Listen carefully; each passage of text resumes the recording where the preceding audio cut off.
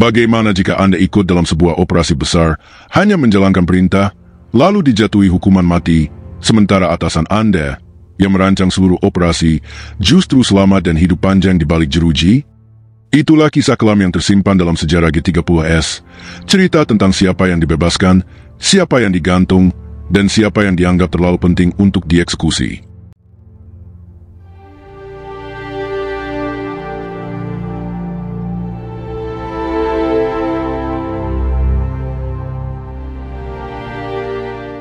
Satu kolonel, banyak sersan, dan ketidakadilan yang sistemik.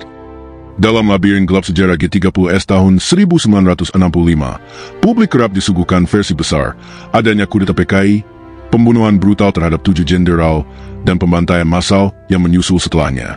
Tapi seperti dalam banyak tragedi politik, kebenaran yang paling mengguncang justru sering tersembunyi dalam detail yang kecil, dalam nasib individu yang dilupakan, yang dikorbankan, dan yang dibiarkan hidup karena alasan-alasan yang tidak pernah sepenuhnya dijelaskan. Salah satu fragmen yang mencolok adalah ketimpangan perlakuan antara Kolonel Abdul Latif dan para sersan pelaksana operasi, seperti Sattar, Soleman, dan Giadi. Disinilah wajah sistem yang timpang itu terlihat dengan sangat telanjang, antara yang punya kuasa dan jaringan, dan yang tidak punya apa-apa kecuali kesetiaan pada struktur komando. Abdul Latif bukan sekadar prajurit yang terseret. Ia tokoh besar, kolonel aktif saat itu, dan salah satu perancang penjemputan paksa para jenderal oleh pasukan G30S. Dalam sidang mahkamah militer luar biasa, Latif secara terbuka mengakui keterlibatannya sejak tahap perencanaan. Ia bukan pion, ia bagian dari arsitektur operasi. Tapi vonis terhadapnya tidak mencerminkan besarnya tanggung jawab itu. Ia baru diadili 10 tahun kemudian, pada tahun 1975, dan hanya dijatuhi hukuman penjara seumur hidup. Sebuah hukuman yang, jika dilihat dalam konteks Orde Baru yang terkenal brutal, terhadap siapapun yang dicurigai berbau kiri, terasa terlalu ringan, nyaris lembut. Mengapa? Sebaliknya, para sersan bawahan, sebagian besar dari resimen Cakrabirawa, dihabisi dengan kecepatan dan kejaman yang mencolok. Mereka bukan perancang. Mereka hanya pelaksana perintah. Mereka tidak merancang penculikan. Mereka mengikut komando. Tapi dalam waktu singkat, mereka ditangkap, diadili dalam persidangan yang minim transparansi, dijatuhi hukuman mati, dan dieksekusi secara diam-diam. Sebagian bahkan dieksekusi bertahun-tahun kemudian tanpa pemberitahuan pada keluarga, tanpa kuburan yang layak, tanpa ada yang tahu pasti kapan nyawa mereka benar-benar dicabut dari tubuh. Tak ada ruang banding, tak ada pertimbangan politis, tak ada sorotan dunia. Mereka tidak punya nilai tawar. Dan justru di titik inilah kita melihat pola yang akrab dalam banyak negara otoriter, hukum dijadikan alat selektif. Ia tidak lagi bekerja atas nama keadilan, tetapi atas nama kepentingan. Bukan kesalahan yang menentukan nasib seseorang, tapi posisi sosial, tingkat kedekatan, potensi ancaman, dan seberapa besar perhatian dunia terhadapnya. Para sersan ini bukan hanya korban kudeta yang gagal. Mereka adalah korban dari sistem peradilan yang bias, sistem militer yang hierarkis, dan sistem negara yang hanya melihat mereka sebagai nama-nama kecil yang mudah dibuang. Tidak penting apakah mereka menjalankan perintah karena takut, karena loyalitas, atau karena tidak tahu menahu apa yang sesungguhnya sedang mereka jalankan. Dalam narasi besar kekuasaan, semua itu tidak relevan. Yang penting adalah mereka bisa dieksekusi tanpa membahayakan stabilitas negara. Sementara itu, Abdul Latif disimpan seperti kartu penting. Ia ditahan, bukan dihabisi.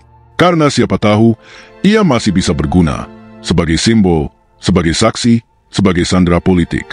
Ia punya pengetahuan, punya koneksi, dan barangkali punya cerita yang jika terbongkar bisa mengguncang narasi resmi Orde Baru. Dengan kata lain, sistem hukum yang dijalankan bukan sistem keadilan, melainkan sistem pengendalian. Kolonel yang tahu terlalu banyak diselamatkan, sersan yang tahu terlalu sedikit dikorbankan. Mengapa Kolonel Latif diselamatkan? Pertanyaannya sederhana, tapi jawabannya rumit dan penuh lapisan. Mengapa seorang kolonel yang terlibat sejak awal dalam perencanaan G30S tidak dihukum mati, sementara para prajurit rendahan dieksekusi satu persatu? Jawabannya bukan karena rasa keadilan, tapi karena strategi kekuasaan dan kalkulasi politik yang dingin. Tahun 1975 bukanlah tahun yang sama dengan tahun 1966. 10 tahun setelah G30S, dunia mulai berubah. Dunia internasional tak lagi sepenuhnya diam terhadap pelanggaran HAM di negara-negara dunia ketiga. Amnesty International mulai mengangkat isu penyiksaan dan eksekusi di Indonesia. Laporan Human Rights Watch mulai merekam penghilangan paksa dan pembantaian tanpa proses hukum. Bahkan media-media besar seperti The New York Times dan Le Monde sudah mulai meliput kasus-kasus tahanan politik di Indonesia yang dipenjara tanpa pengadilan adil. Di saat itulah, pemerintah Orde Baru mulai menyadari bahwa sorotan dunia tidak bisa diabaikan. Indonesia tidak hidup dalam isolasi. Ia butuh investasi asing, hubungan dagang, dan pinjaman luar negeri. Dan itu semua bisa terancam jika citra internasionalnya runtuh, karena membantai seorang perwira tinggi yang dikenal publik, bahkan oleh lawan-lawan politiknya, sebagai tokoh penting di militer. Latif bukan tahanan biasa. Ia kolonel aktif. Ia tokoh publik. Ia bukan nama kecil yang bisa dihilangkan tanpa jejak. Menghabisinya akan menimbulkan terlalu banyak pertanyaan, bukan hanya dari dunia luar, tetapi dari dalam negeri sendiri, termasuk kalangan militer dan elit politik yang masih punya simpati atau rasa segan pada Latif. Lebih dari itu, Latif menyimpan terlalu banyak rahasia. Ia bagian dari lingkaran dalam perwira yang tahu dinamika internal Angkatan Darat. Menjelang 1 Oktober 1965, ia punya akses ke perbincangan-perbincangan sensitif. Ia pernah mengunjungi Soeharto menjelang malam kejadian, dan ia mengerti terlalu banyak tentang relasi kuasa antara para jenderal, termasuk perseteruan laten antara Ahmad Yani dan Soeharto, perseteruan yang oleh banyak sejarawan dianggap sebagai konteks penting di balik G30S. Membunuh Latif bisa membuka risiko besar. Ia bisa berbicara sebelum mati, membuka tabir siapa yang sesungguhnya tahu dan terlibat. Ia bisa menjadi martir, sosok yang kematiannya menimbulkan simpati luas di dalam maupun luar negeri. Ia bisa menarik perhatian media internasional, apalagi jika eksekusi dilakukan tanpa pengadilan transparan, seperti yang dialami banyak sersan dan prajurit. Karena itulah, Orde Baru memilih jalan tengah, mengurungnya, membungkamnya, tapi tidak menghabisinya. Soeharto dan lingkaran kekuasaannya tampaknya menyadari satu hal, dalam konteks politik yang represif, membiarkan seseorang hidup dalam pengasingan bisa lebih efektif ketimbang membunuhnya. Penjara bisa menjadi semacam penjara simbolik, ruang isolasi sekaligus alat kontrol. Latif tetap menjadi tahanan, tapi juga menjadi sandera politik. Ia diawasi, dipantau, dan secara halus diingatkan untuk tidak membuka suara. Taktik ini bukan hal baru dalam pemerintahan otoriter. Beberapa penguasa dunia juga menggunakan metode serupa, menyimpan musuh besar dalam tahanan, bukan karena belas kasihan, tapi karena mereka tahu beberapa musuh terlalu berbahaya untuk dibunuh. Lebih baik mereka hidup, tapi dilumpuhkan. Bahkan mungkin, diamnya Latif setelah sidang Mahmilub adalah bagian dari kesepakatan tak tertulis itu. Ia diberi kehidupan, asal tak membuka lembaran-lembaran gelap sejarah. Dan Latif tampaknya menyadari posisi itu. Ia memilih bungkam. Ia tidak pernah secara terbuka menyebut siapa dalam G30S, atau bagaimana peran Soeharto sebenarnya. Ia tahu, satu kata saja bisa menjadi kunci, atau jadi hukuman mati. Dengan kata lain, keputusan untuk tidak mengeksekusi Kolonel Abdul Latif bukan keputusan moral. Itu adalah keputusan politik tingkat tinggi. Sebuah kompromi antara risiko, citra, dan kalkulasi untung rugi yang hanya dimengerti oleh mereka yang duduk di lingkar dalam kekuasaan. Dan begitulah, seorang kolonel diselamatkan, bukan karena tak bersalah, tapi karena terlalu penting untuk dimatikan. Sementara para sersan yang tak punya nilai tawar, dibuang satu persatu ke liang tak dikenal. Sebuah cerita klasik tentang politik militer, di mana hidup dan mati bukan ditentukan oleh keadilan, tapi oleh kegunaan. Abdul Latif, pengkhianat atau korban strategi bertahan? Abdul Latif adalah kaki hidup dalam sejarah politik Indonesia. Ia hadir di tengah peristiwa G30S sebagai aktor penting, mengaku terlibat dalam perencanaan, namun tetap menyimpan banyak hal yang tak pernah diucapkan. Ia tidak pernah menuding siapapun secara eksplisit sebagai dalang.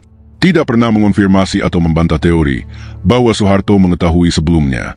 Tidak menolak, tapi juga tidak membenarkan narasi resmi Orde Baru. Ia berada di zona senyap yang ambigu, tidak melawan, tapi juga tidak menyerah sepenuhnya. Dalam sidang Mahmilub, Latif memang mengakui perannya. Ia tidak menyangkal bahwa dirinya bertemu Soeharto pada malam menjelang 1 Oktober 1965. Tapi apa yang dibicarakan? Apa yang dia tahu? Siapa yang sebenarnya menggerakkan roda operasi itu? Semua berhenti di dinding sunyi. Pertanyaannya kemudian muncul dari segala arah.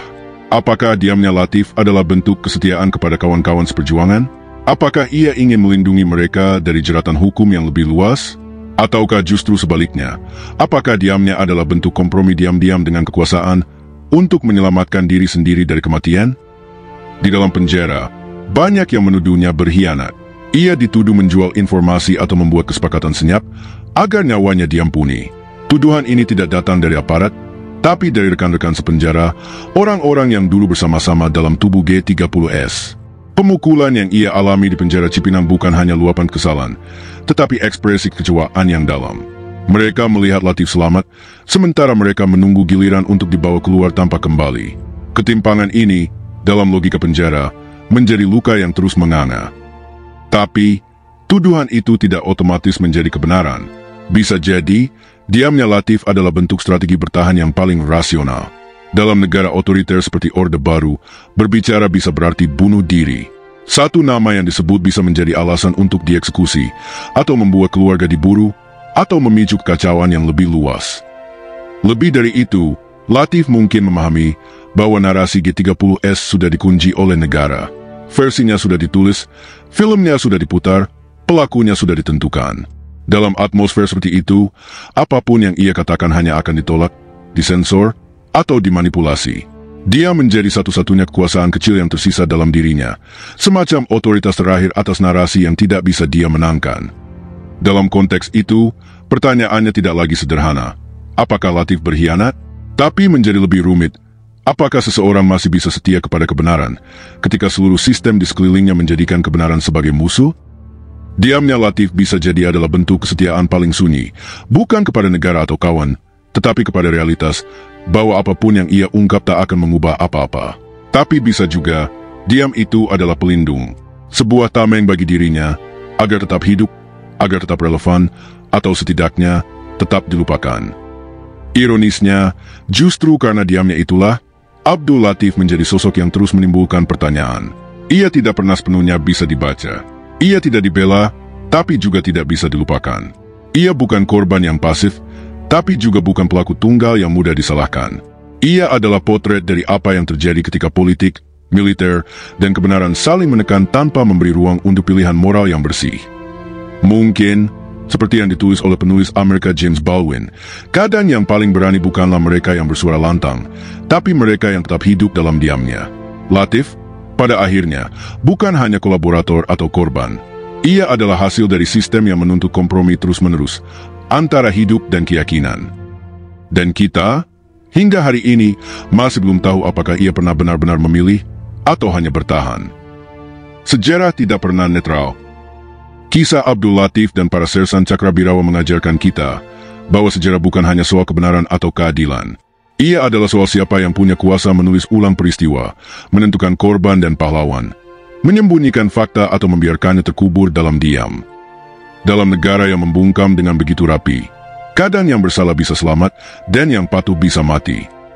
Dan mungkin, hingga kini, kebenaran tentang G30S masih menunggu mereka yang berani bicara. Atau setidaknya, mereka yang cukup sabar untuk menggali diam demi diam yang pernah disisakan sejarah. Apa pendapat kamu tentang Abdul Latif? Apakah dia tokoh yang diselamatkan karena strategi, atau karena memang tak layak dihukum mati? Tulis komentar kamu. Dan kalau kamu ingin tahu lebih banyak soal sejarah yang tak pernah diajarkan di sekolah, klik subscribe, nyalakan lonceng, dan bantu sebarkan cerita ini. Karena sejarah terlalu penting untuk dibiarkan dibungkam.